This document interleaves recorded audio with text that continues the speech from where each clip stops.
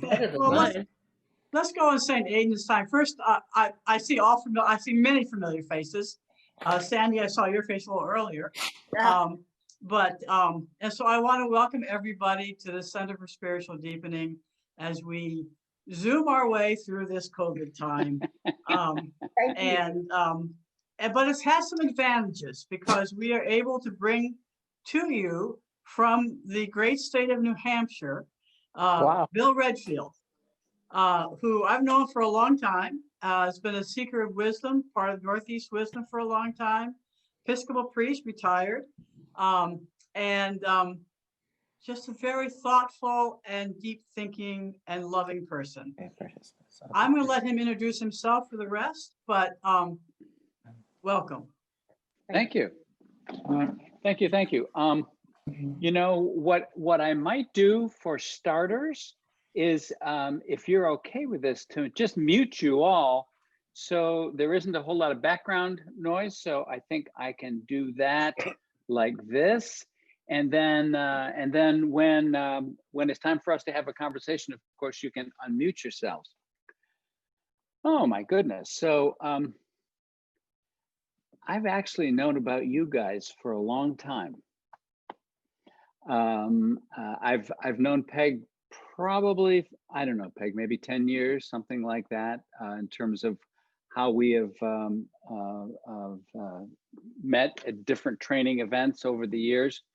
And also, Peg, do you remember that when you were dreaming up the center, you and I had a number of conversations because I had developed something like the center at my parish outside of Syracuse, New York. So, okay, so I have to do my own introduction. So let me see if I can just quickly kind of do this. So I have a checkered past that I'll tell you about. I have a long-standing love of the Episcopal Church and a long-standing frustration with the institutional church. So, as do many of us, I've been ordained for over 44 years, which is hard for me to believe. Yes, I did get ordained when I was 5, but just in case you can't do that math. Even after I was ordained, I really tried to outrun parish ministry because I really didn't think that I had that which would be necessary to run a parish. When I was in seminary, I took some time off and got a master's in clinical social work, and made my living in my early adulthood as a therapist, and I loved doing that. I loved that work. I finally got caught by parish ministry in 1993, much to my great surprise and great fear. I found myself crossing the threshold of parish ministry. I served one parish for 20 years and was terribly surprised that I loved every minute of it. I loved parish ministry, and I found, even though I had avoided it for many years, it suited me to a T. I've also been interested along the way through my therapy background.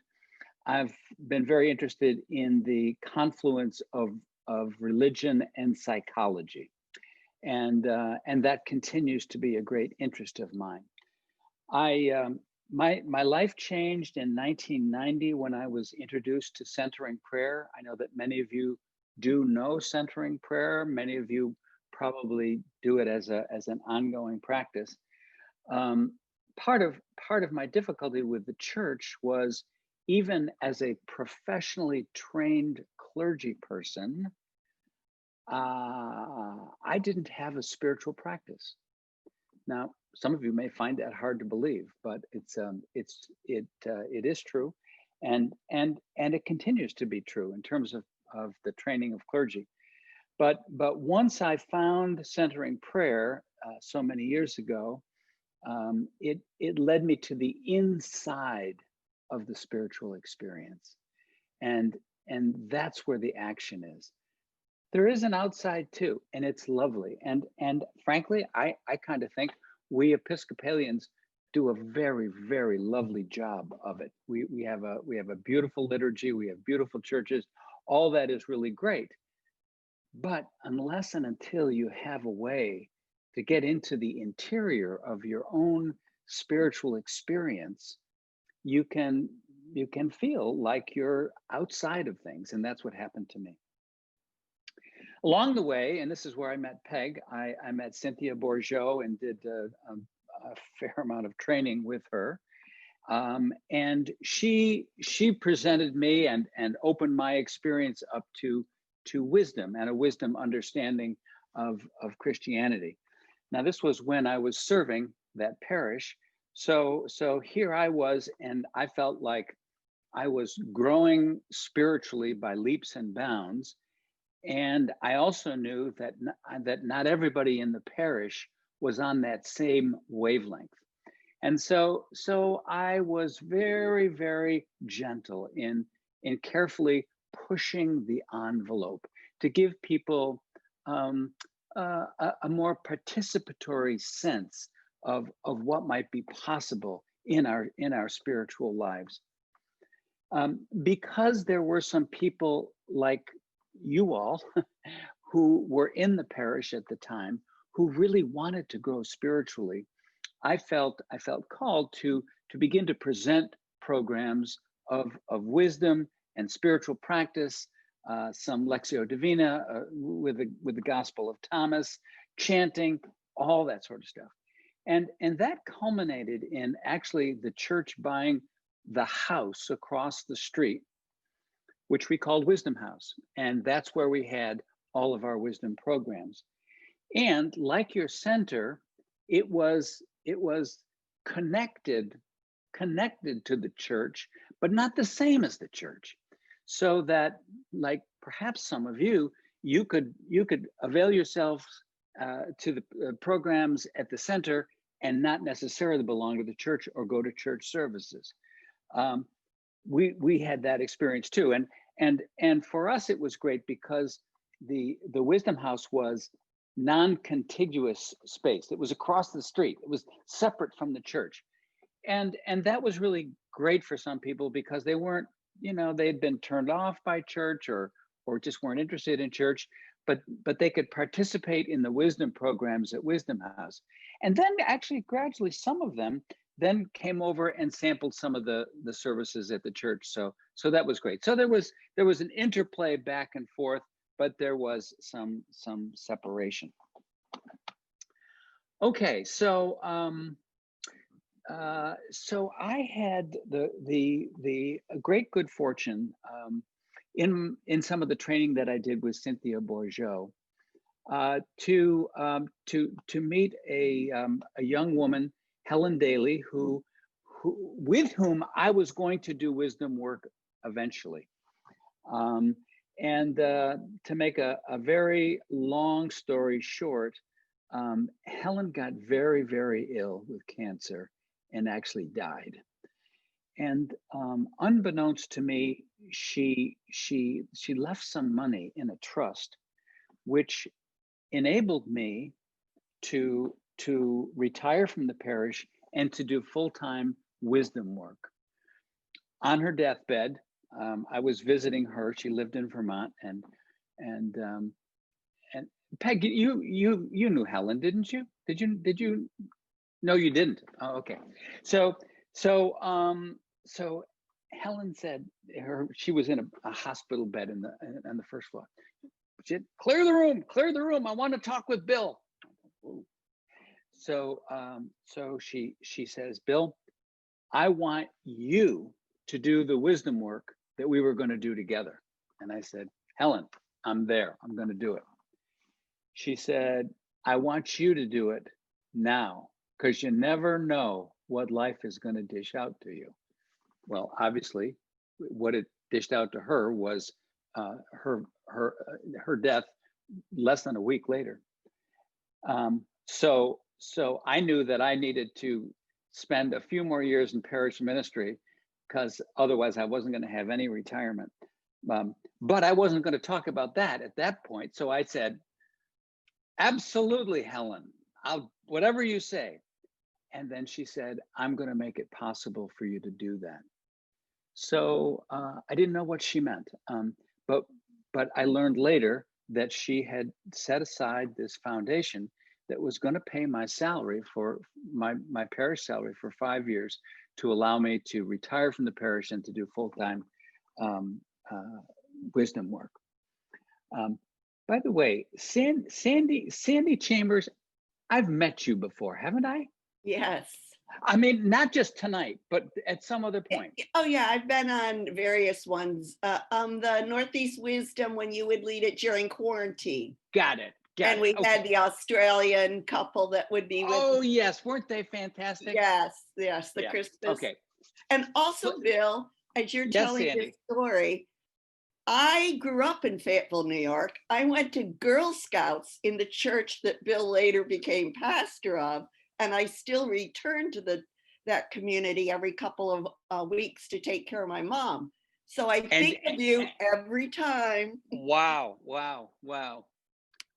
And you had told me about that, Sandy, before. I remember you telling me that. Hey, folks, it's a small world. It's a small world after all. Anyway, okay, so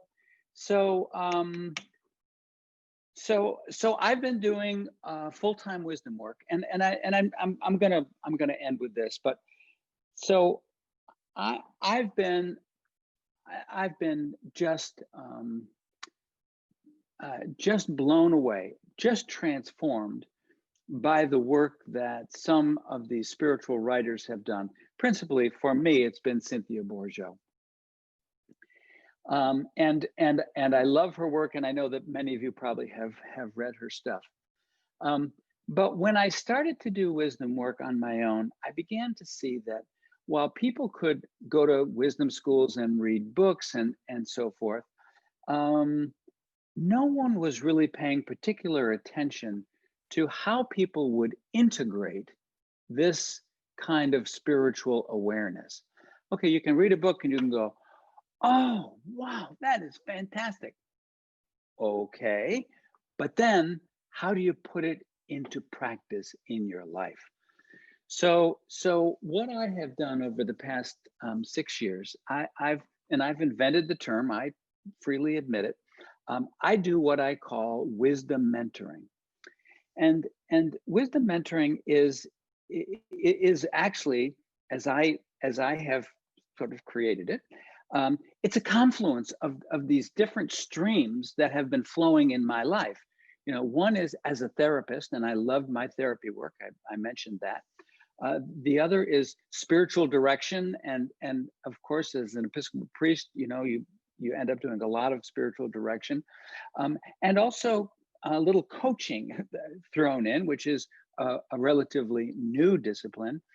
But so my wisdom mentoring gives me an opportunity to work with people in such a way that I am no longer confined by some of the limitations of these various understandings, you know, the therapeutic understanding, the spiritual direction understanding, and so forth. And I am actually having the time of my life because I think there is a real need out there for people who want to engage these deeper understandings of how the world is actually this amalgamation of all these parts that are related to each other, and how we can express this unitive sense of being an integral part of this greater whole and everything, but people don't know how to fold it into their lives and really act out of that. So that's a big part of the work that I'm doing right now. And then the other part is that I'm doing, big surprise, virtual online retreats I do recordings and stuff. So I'm actually going to give you a taste of that. So that's my introduction. It was longer than I meant it to be. I'm sorry, Peg. But I'm facing the same direction that you are facing, and it's just so important that people like us have the opportunity like this to get together, to be together, and to share with one another.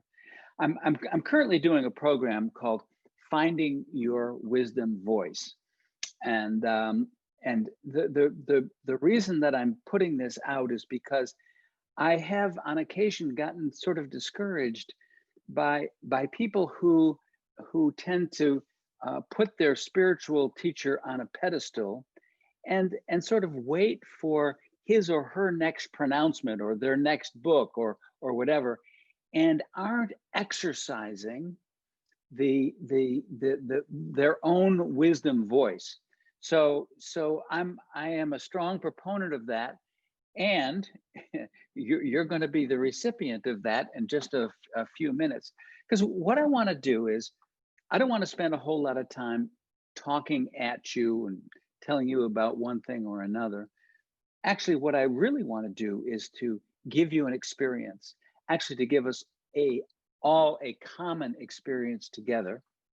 And so I've put together this little guided meditation. Maybe it's not so little, it is a half an hour. It's a medium size. Anyway, and I'm going to play this for you, and I'm going to encourage you to just go with it and allow yourself to enter into this to whatever extent you want to and are able. Then when we're done, I'm going to divide us into small groups of 3, basically, I think, because I want each of you to actually have the opportunity to voice your own experience, your own sense of what that was like for you. And just as important, I want you to really listen to other people's experiences and learn from that. And then we're going to come back into a plenary session after that. But before we do that, let me just see if there are any questions at this point, or concerns, or anything you want further in terms of that little background stuff.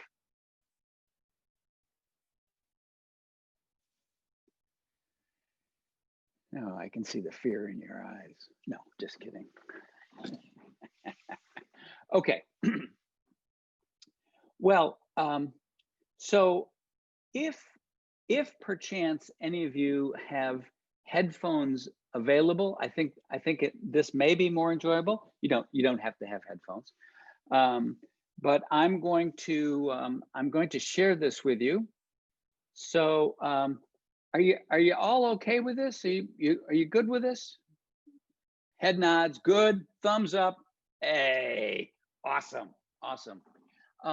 By the way, this I want this to be informal. So if anybody needs to get up and take a break or whatever, I don't have to tell you where the restroom is. It's your house, you know where the restroom is. So you just take care of yourselves or get water or whatever. So okay, so here we go then. I'm going to share my screen with you. Okay, this little meditation is called Calling All Angels. Okay, so again, just get yourself comfortable and just allow yourself to be carried wherever this experience will take you. We are fast approaching. Can you hear it? The darkest and longest night of the year. This comes at a time when we are already experiencing the extended darkness of both a global pandemic and perhaps a period of the most threatening divide among the citizens of our country. At few other times in the lives of most of us have we experienced such darkness. In our more harried moments, we search for the light switch to artificially bring light to this threatening darkness in order to extinguish it. In the season of Advent and Christmas, this might be represented by placing an extra amount of tinsel on the Christmas tree and hoping our ho-ho-hos will drown out our grief.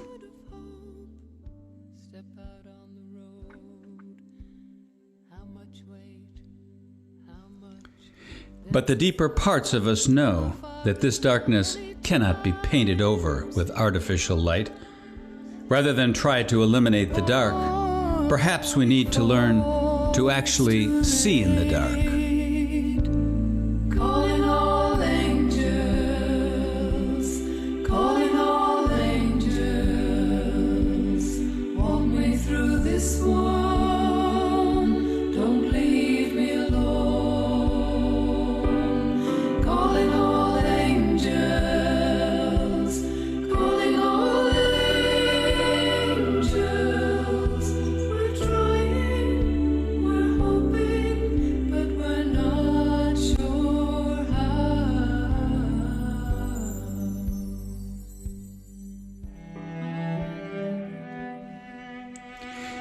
The Annunciation to Mary is that account from the first chapter of Luke's Gospel that we hear on the fourth Sunday of Advent. Here, the Archangel Gabriel visits Mary and informs her that she will give birth to a son who will be called Jesus. He will be the long-awaited Messiah. Our traditions inform us that she quickly consents to this divine plan. You know the gospel account, don't you? Maybe you heard it when you were in church last Advent, or maybe you remember it from the plays of your childhood. In the 6th month, the angel Gabriel was sent by God to a town in Galilee called Nazareth, to a virgin engaged to a man whose name was Joseph, of the house of David. The virgin's name was Mary. And he came to her and said, "Greetings, favored one, the Lord is with you." But she was much perplexed by his words, and pondered what sort of greeting this might be. The angel said to her, "Do not be afraid, Mary, for you have found favor with God. And now you will conceive in your womb and bear a son, and you will name him Jesus. He will be great and will be called Son of the Most High, and the Lord God will give to him the throne of his ancestor David.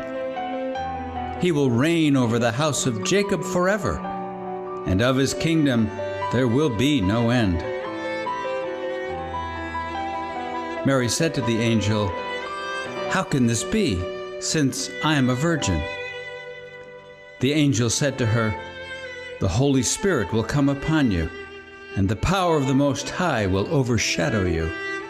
Therefore the child to be born will be holy. He will be called Son of God.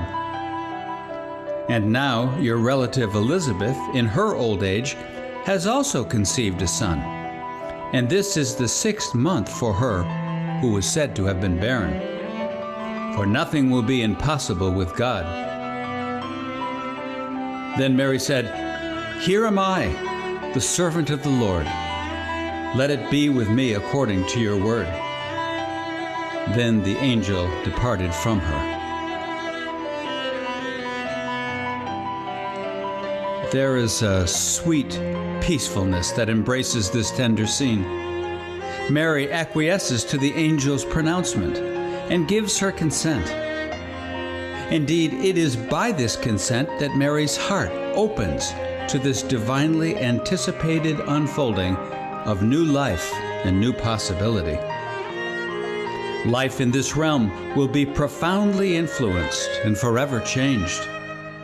And while Mary's life will be turned in the unexpected direction of motherhood without the usual preliminaries.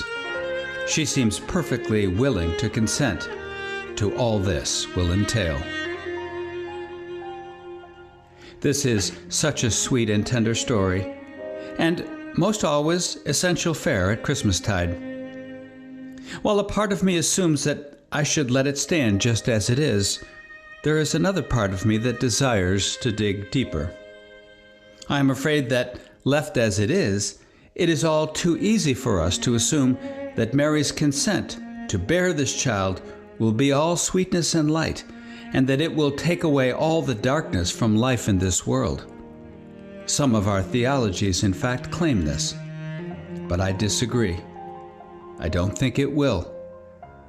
I don't think it will, not because this dramatic unfolding is not an amazingly potent moment in time, for it certainly is. It's just that taking away the darkness is neither the means nor the ultimate end of this divine action. In this meditation, then, I'm going to, first, suggest that there is and will be some serious and difficult implications and consequences to Mary's consent. I would also then like to suggest that, second, while the story centers on Mary and her approaching motherhood, the story also reaches forward and implicates us as well.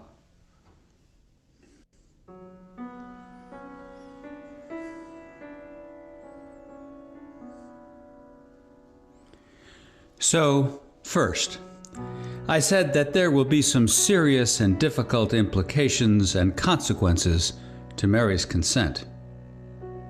Most all of us who are parents have an experiential knowing of the difference between that first blush of excitement at being told that a child has been conceived and the inevitable moment of forthcoming disaster when the child we are raising gets into one kind of trouble or another. Speaking myself as a parent, I can honestly say that both of my kids, at one time or another, as well as considering the whole and continuing course of my parenthood, I can honestly say that both of my kids have broken my heart repeatedly. But they have broken my heart wide open. Now, what do I mean by this, and what might it mean for Mary? As much as we parents would like to fix things for our children, smoothing the rough roads ahead to make it easier for them along their developmental journey, we ultimately learn that we cannot. Fixing and ensuring are never really options. There is, in fact, only one strategy that ever really works, and that is for us to love our children as much as we possibly can, even as that lays our hearts open bare. But that's exactly the point. Our children will break our hearts wide open in a way that will allow the fullness of our love to flow more fully forth. And if we are fortunate, more love will pour forth than we ever could have imagined that we might possess. And what does this have to do with light and darkness?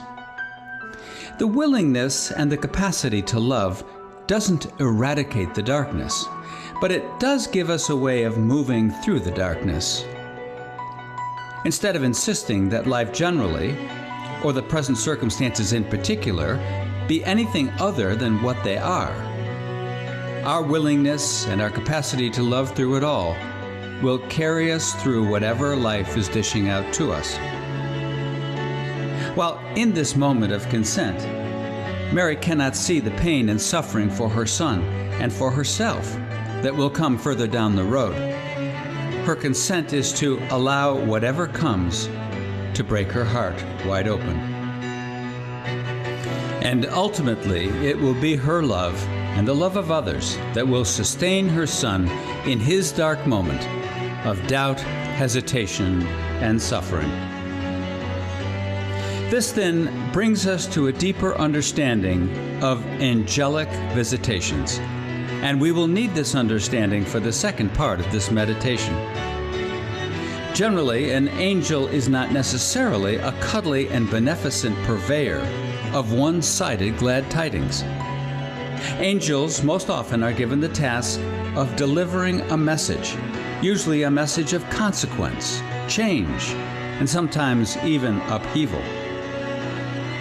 Because this is an unusual, if not extraordinary, means of delivering a message, it usually portends a dramatic and discontinuous missive that will change one's life drastically.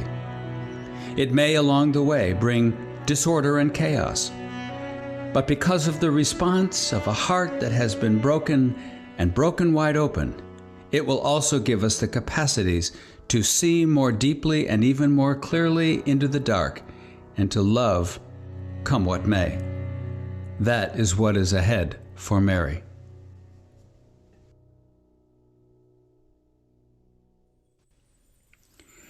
But I also suggested that while the story of the Annunciation centers on Mary and her approaching motherhood, the story also reaches forward and implicates us as well.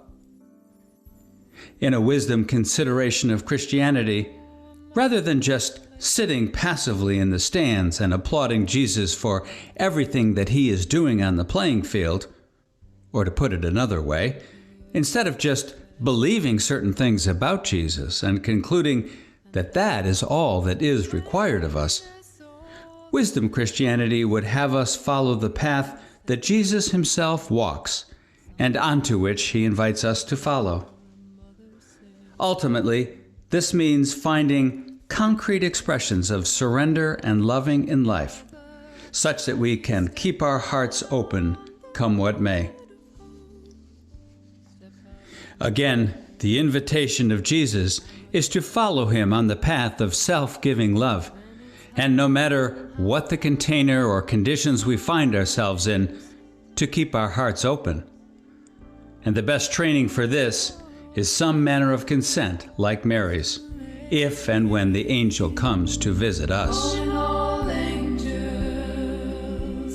calling all angels,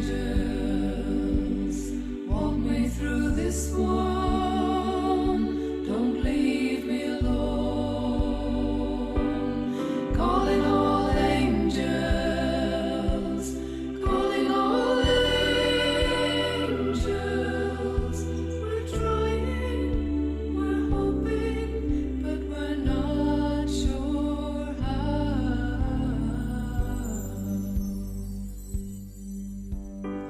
And every day When asked by the angel if we will allow our hearts to be broken open, how will we respond? What will we say?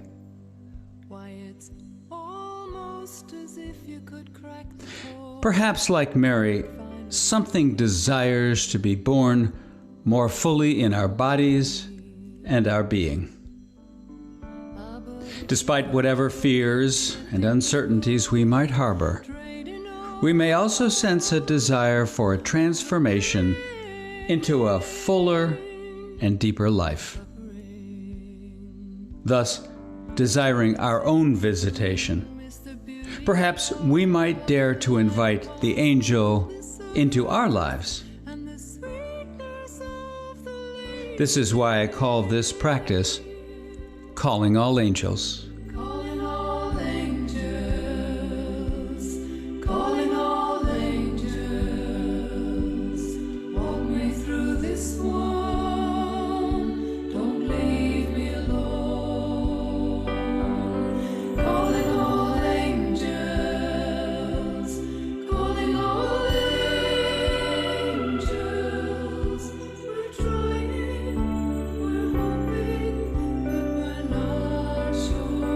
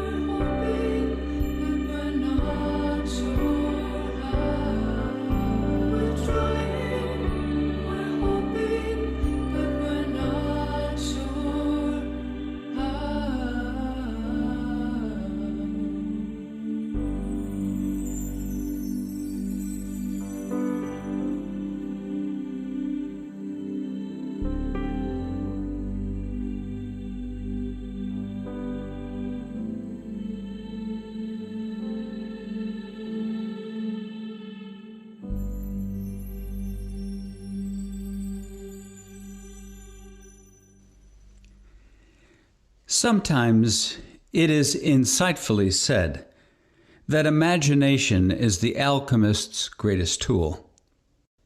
It is by imagination that we can grease the skids or prime the pump of our increasing openness to sensed spiritual awareness and psychic reception. Our imagination can lead us into the possibility of a deeper alchemy. So let's take this opportunity for calling all angels, for opening our awareness, or even for now our imagination, to this very possibility.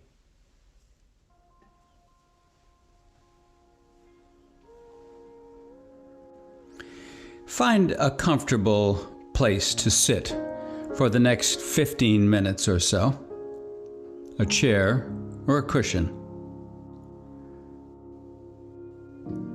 Now let's take 3 deeper and more intentional breaths to bring ourselves more fully present to this moment. We can sigh at the exhale. 1.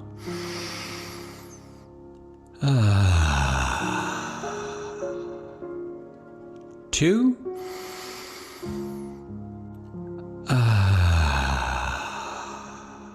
And 3.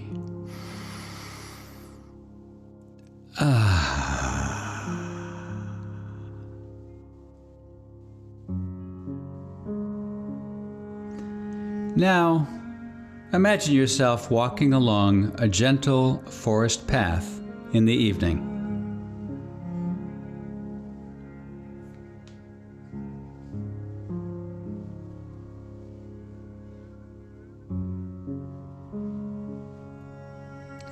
The soft and gentle light of a crescent moon shines dimly through the canopy of the trees overhead.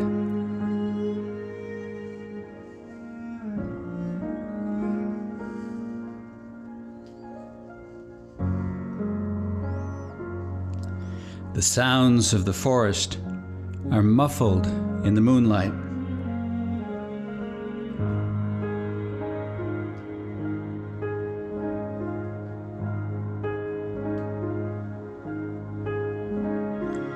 And you can smell the fragrant, moist understory of these woods.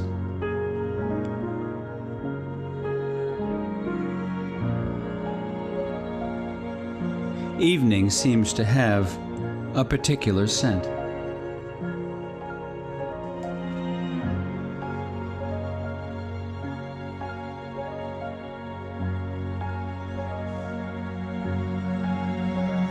Occasionally, you might brush a cobweb from your face as it stretches over the path.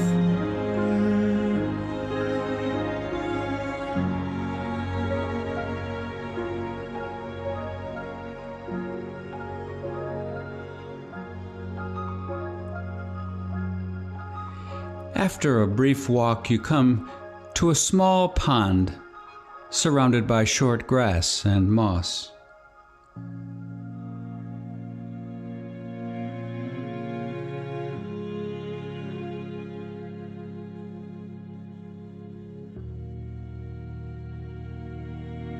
You can hear the frogs and smell the moist grass as you put your hand into the dark water and feel its cold freshness.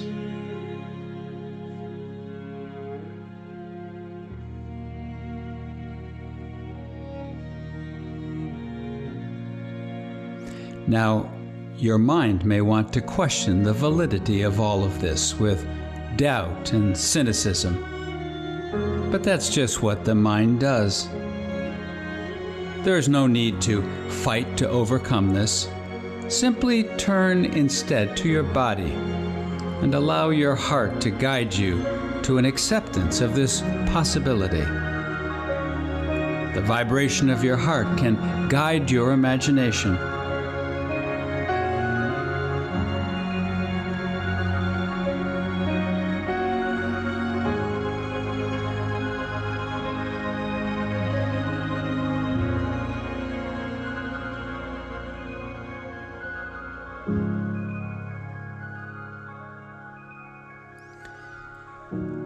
Now you are feeling a portent of anticipation, as if something significant is about to happen in these shadows.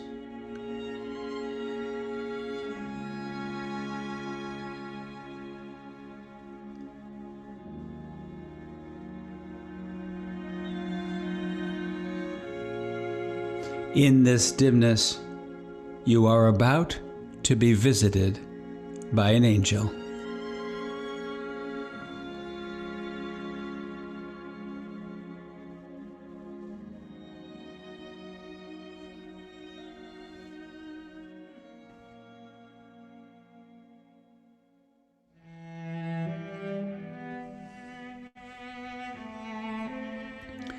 Allow, if you will, a picture of this angel to form in your imagination.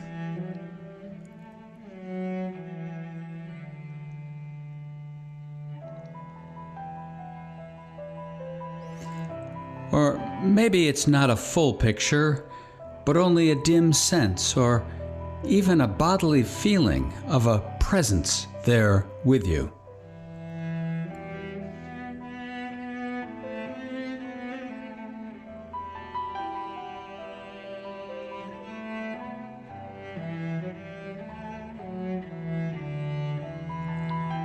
Whatever forms in your imagination or your mind's eye, allow it to be what it is.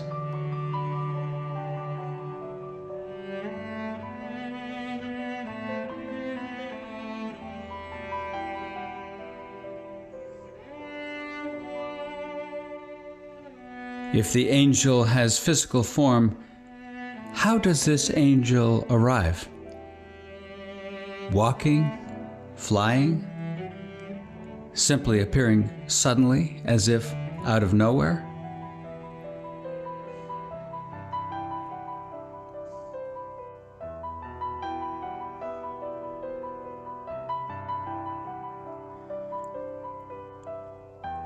What is your physical and your emotional reaction?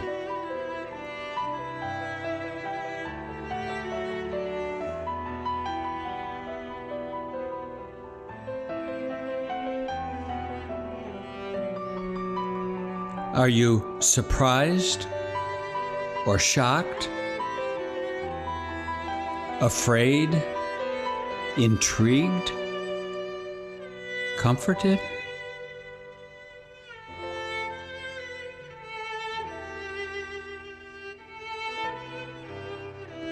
Take a moment to access what is going on inside of you.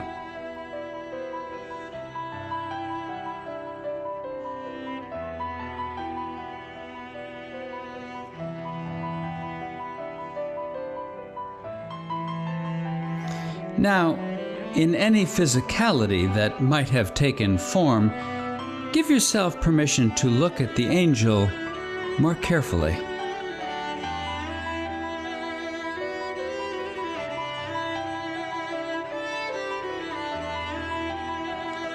Is your angel a person of some kind, or perhaps a different kind of being even?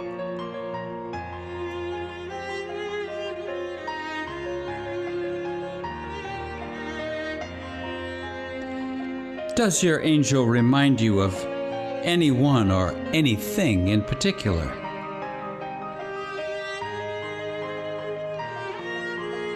A parent? An ancestor? A religious figure?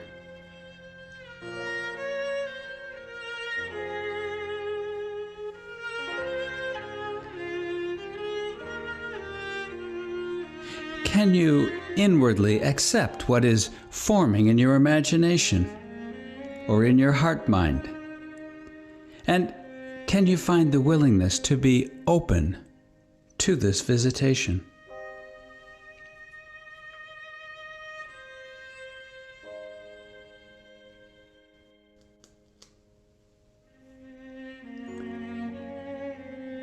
You may well have to allow your doubt and skepticism just to be what they are, and travel down through them in order to come out the other side.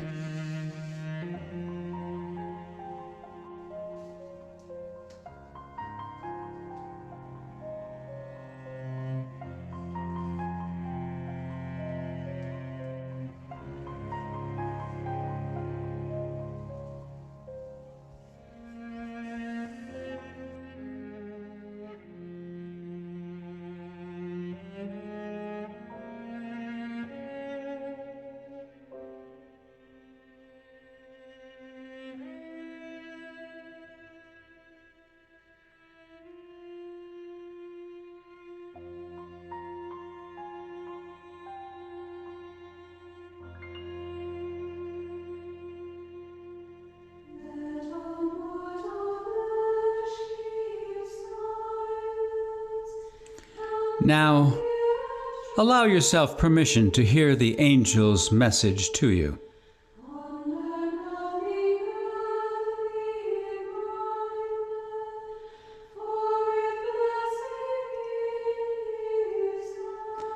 You may be aware through words or even through sensation what this visitation might be about.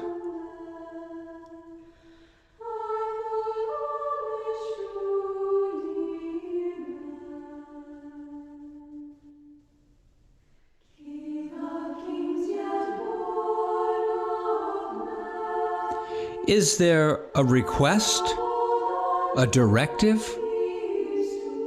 a warning,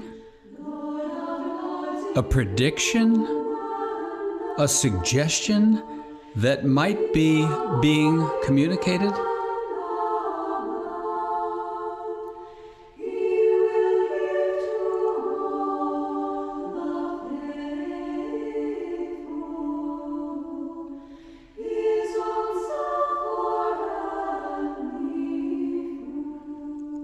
While it may be spoken or not, I invite you to assume that the angel is visiting you and perhaps inviting you to a possibility or to a new reality, with the assumption that you will be given the inner capacity to keep your heart open, come what may.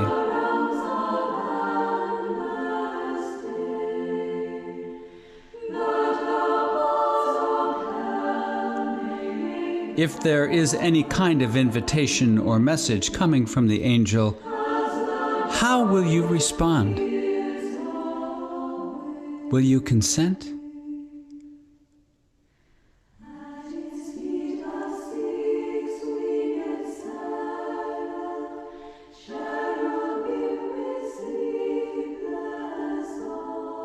Now, consider how you will take this imagined suggestion or invitation and allow it to take shape or form in your life.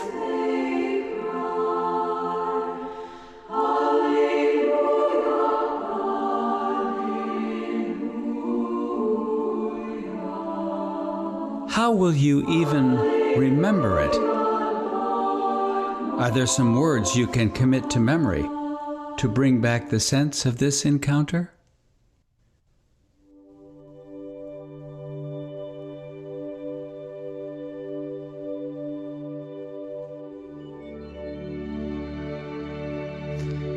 Rest for a couple more moments in this sacred space.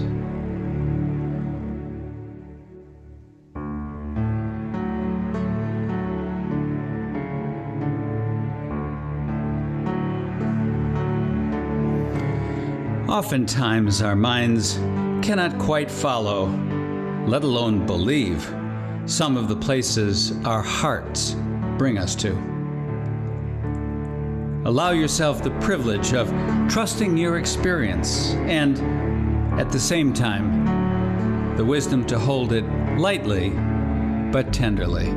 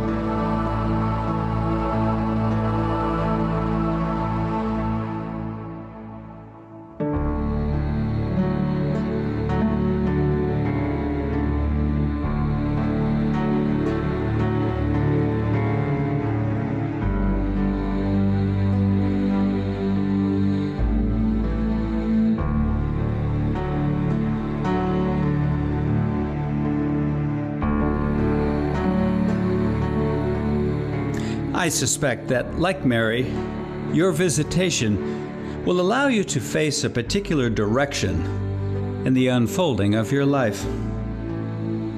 This will very likely not mean that your life will be taken from the shadow of darkness and brought exclusively into the light, but it may certainly suggest that there will be meaning and purpose in whatever darkness you are traveling through, and that you yourself will be given the capacity to keep your heart open as this new reality unfurls.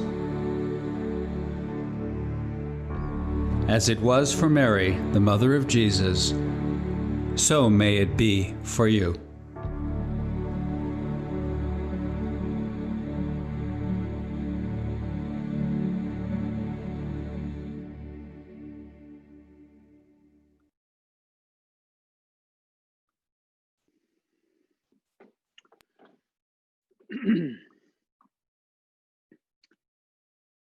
So what I want to do next, and I realize this is challenging because you have an experience, and it will be difficult to find the words to describe the experience. But nevertheless, I am so convinced that it's important for us to do this, because that's how we actually integrate our experiences.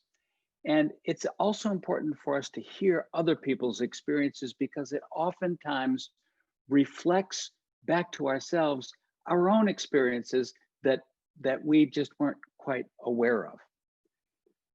Now, nothing necessarily specific needed to happen in that meditation. Whatever happened, and that's fine.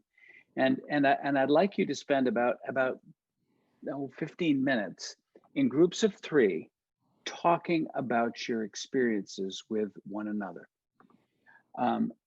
It will be as important for you to listen as it will be for you to speak. So I really encourage you to listen intently. I'll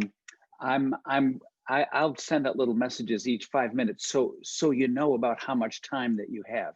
So now I'm going to do breakout rooms, and if my math is correct, we will have 2 or 3 people in each room. And I will then, is it possible?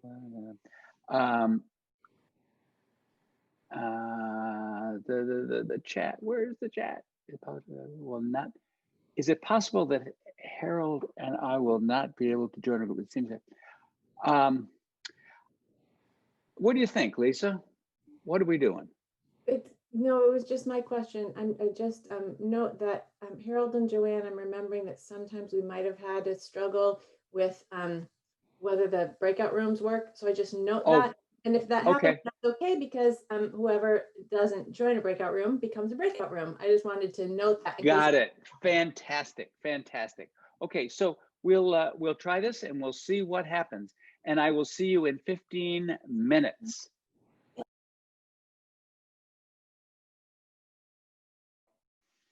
Welcome back, everyone. Welcome back. Okay, so I would love to hear, and of course, in order to speak, you're going to have to unmute yourself. But I would love to hear how those conversations went in general, and maybe in particular what you learned from listening to someone else. Anybody want to jump in?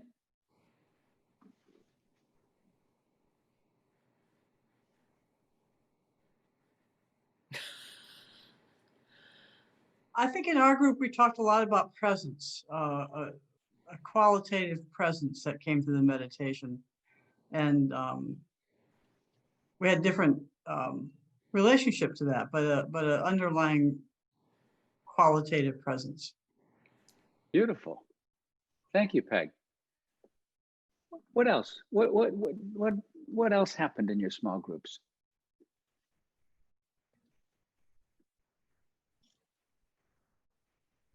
Well, we all felt that this was calming experience.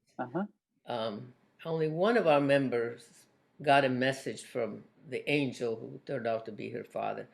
My angel didn't give me any messages, and Russ didn't say anything about any messages.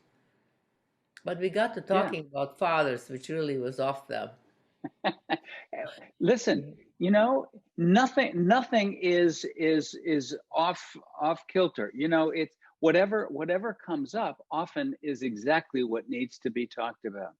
And the other thing, Inta, I would say is that even though sometimes no concrete thing may happen within your experience or even in your imagination, oftentimes there's sort of a residual experience in something like this that maybe you'll get a sense a little bit later on of something.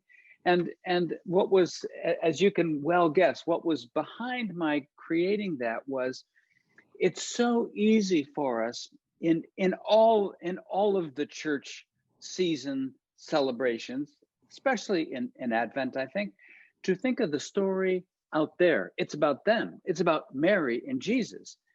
And what I'm convinced is, yes, it's about Mary and Jesus, but it's about us as well. And what often happens is we don't invite ourselves into the story so that something can actually happen to us. And so what happens is, over time, I think our imagination gets kind of stunted, and our sensing, our spiritual sensing, is about things that are happening out there and not the things that are actually going on inside. So, Sandy, you're shaking your head. Yes, you agree with that. Yeah. Anything you want to add to that, Sandy? I would just say, I did Bill's Advent retreat last year, and I was still working then. And I remember listening to this particular meditation and feeling, oh, that was really comforting. But also remembering that I had no experience of an angel. I had no experience of anything being said. And this year it was very different. But I think just with what you said, Bill, really helps in that it was comforting. And at that time, at last year, I was still working. As I think about it now, being comforted, a little 30-minute respite from the world, that was just what I needed. Just what the doctor ordered. Yeah.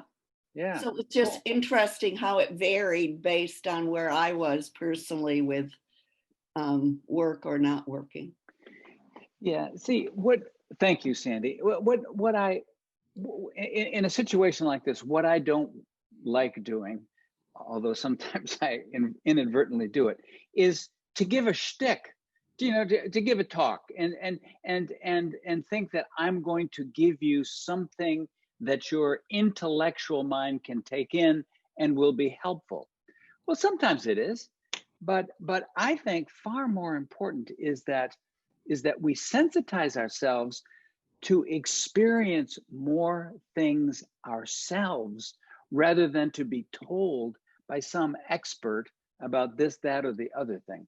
So that's why I was particularly intent tonight to give you all a common experience and just see what you did with it. Any other in our group? Yes, Peter. In our group, the three of us had probably encountered our angels and the angels' messages before and were reminded and taken back to those occasions. Awesome. There's some great value in that then. Great value. That's great, Peter. Yeah, thank you. Yep. I did also. I didn't see an angel. I felt a presence, and my mind gets in my way a lot. So I wanted to give myself a message and I just refused to. And so I just sat back and in the quiet, just enjoying the feeling of the presence. And then I heard the word stay. Interesting. And then stay the path. And so I just felt very blessed at that. Well, thank you for sharing that, Peggy. And I can assure you, you're not the only one whose intellectual mind often gets in the way. Yeah. I mean, we are all products of our Western culture, where we've been taught that everything is in the intellect, and so this is not easy for us. We can feel a little uncomfortable, but I'm glad you were willing to do the experience. Other reports. How did you do? How'd the cat do, Peg? The cat relaxed? Yeah. Yes, and so am I. Yeah. I love the music. Yes. So let me thank you, Intra. So let me say a word about the music, because some people say, "Oh, well, aren't you stoking up emotionality or sentimentality?"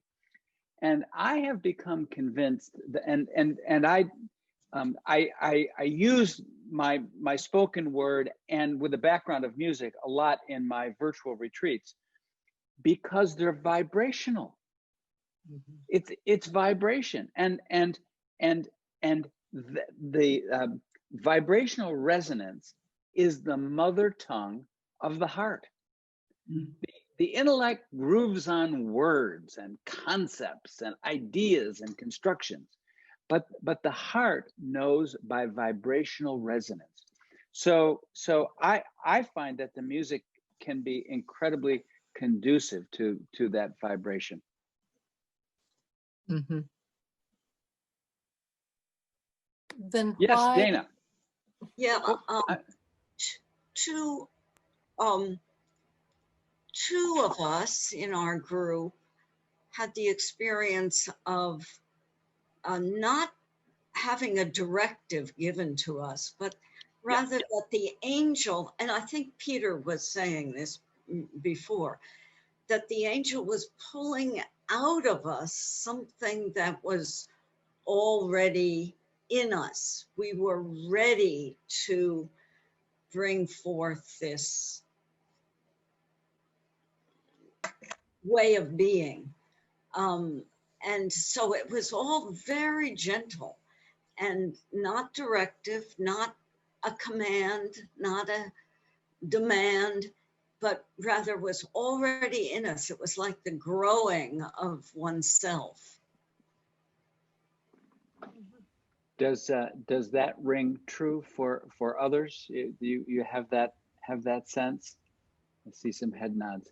Yes. Thank you, Dana. So often we think our help comes from outside of ourselves, and sometimes it does, and that's good. Sometimes it's really what's needed.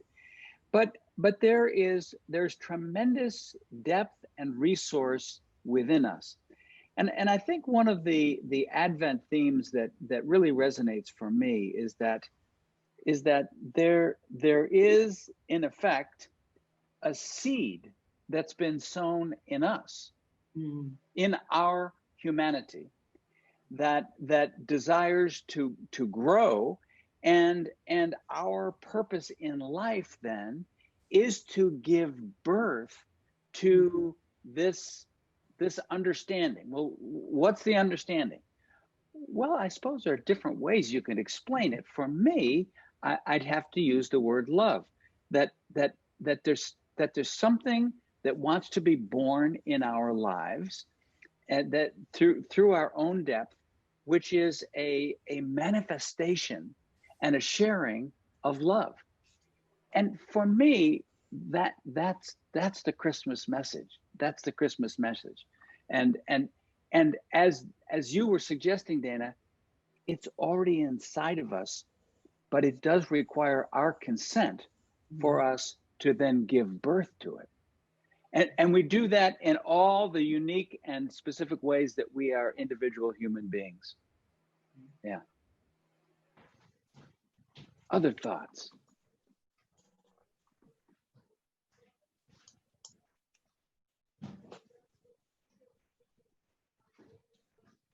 Or questions?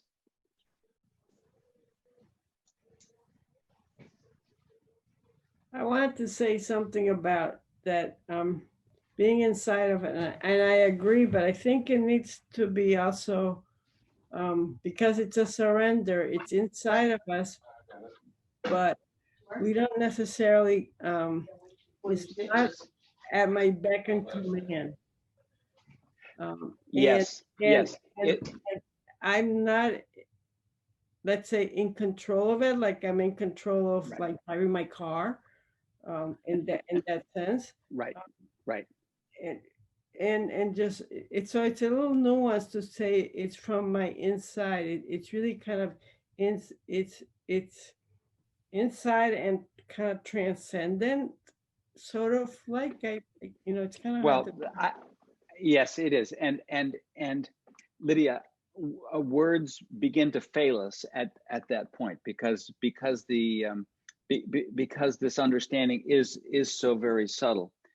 One of the things that seems true in terms of a wisdom understanding is this, that we are not actually separate, isolated individuals.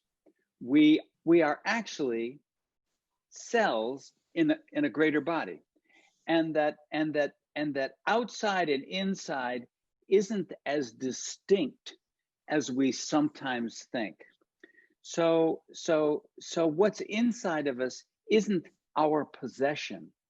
In some traditions, it's expressed this way, that we are God's possessions, and that we all have that divine spark in us. But you're right, it's not something that we can use or control or employ to maybe make a lot of money and sell something. I mean, it's not like that. It is far more subtle, and it requires, that surrender requires something that's both inside and outside, and the inside is to let go of the machinations of the smaller mind, and the outside is that it is and can be manifested as love and compassion and forgiveness. So the inside kind of matches up with the outside.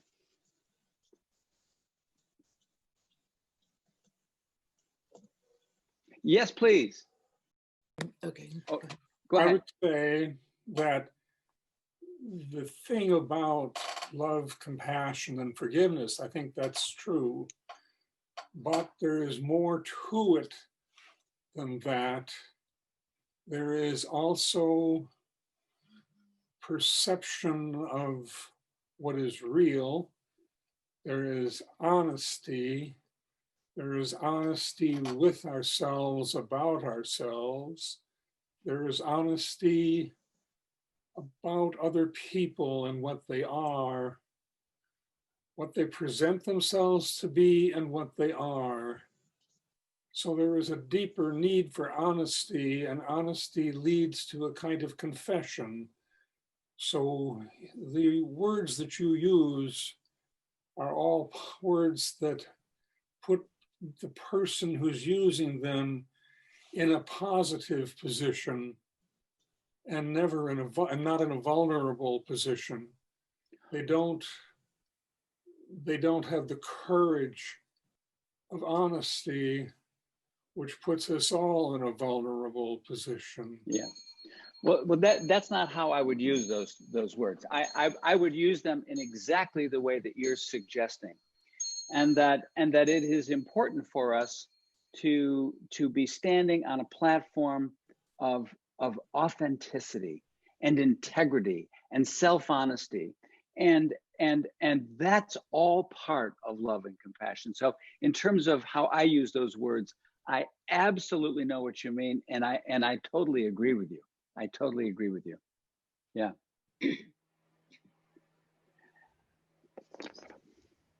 Well, the clock behind me just struck 9. That must mean that it's time to go. You know, I do want to say something to you just quickly. This kind of work is a lot more demanding than listening to someone like me yak for a while. So I want to say this to you in all sincerity.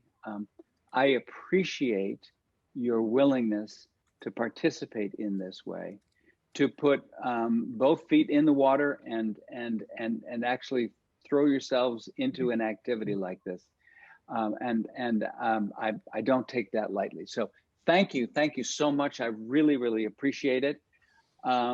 It's great to see you, Peg. It's great to meet your Nancy has a band. question.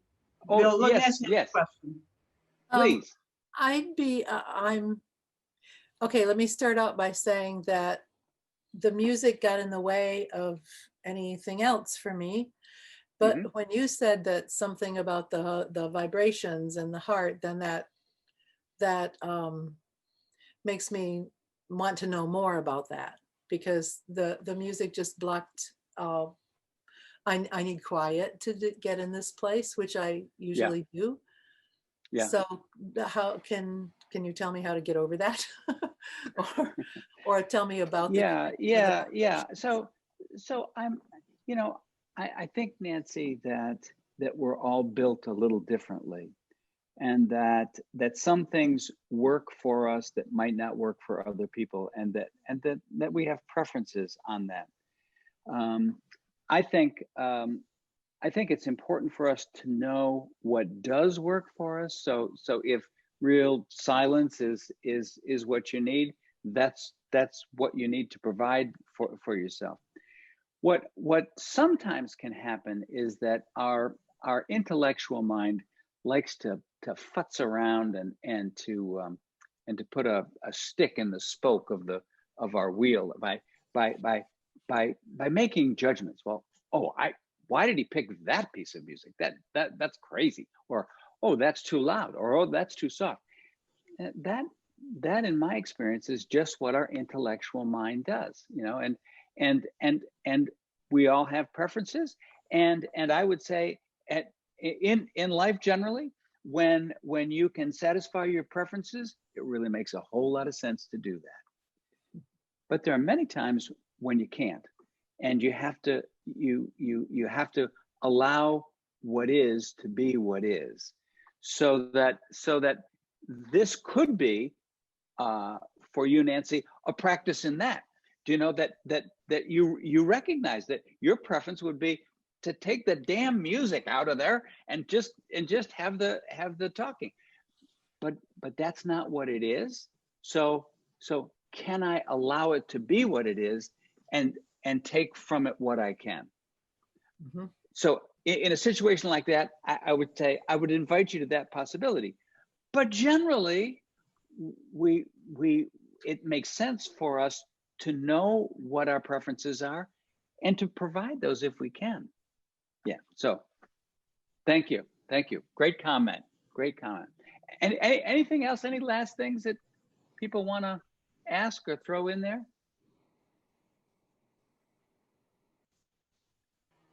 All right. Thank you all so much. Thank you. Great to be with you. Good, Thank Have a you. wonderful rest of Advent and Christmas. You too. Thank Amen. you. Okay, Same to you. okay. Thank you for coming, everybody.